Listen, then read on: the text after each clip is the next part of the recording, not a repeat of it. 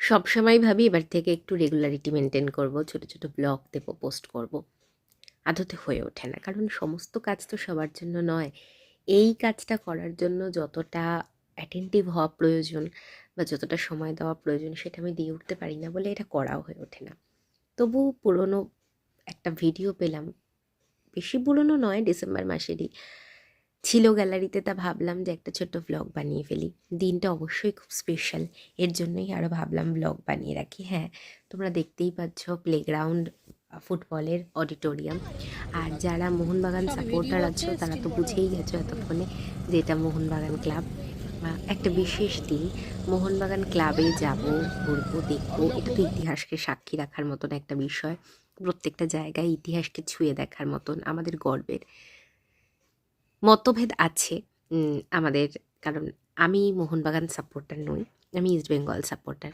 তবু আমি মনে করি যোগ্য সম্মান যার যেখানে যেটা দেওয়ার সেটা তো দেওয়া একান্তই প্রয়োজন।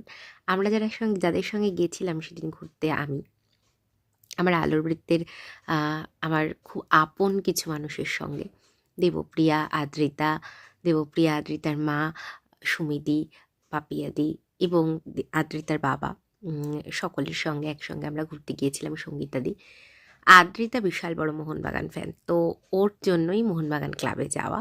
তারপরে ওখান থেকে আমরা বেরিয়ে পড়লাম গুটি গুটি পায়ে বেরিয়ে গেলাম ইডেনে, যেটা আরেকটা প্রচণ্ড ঐতিহ্যশালী জায়গা, আমাদের সকলের গর্বের, কলকাতাবাসী সমগ্র পশ্চিমবঙ্গবাসীর কাছে গর্বের জায়গা ইডেন।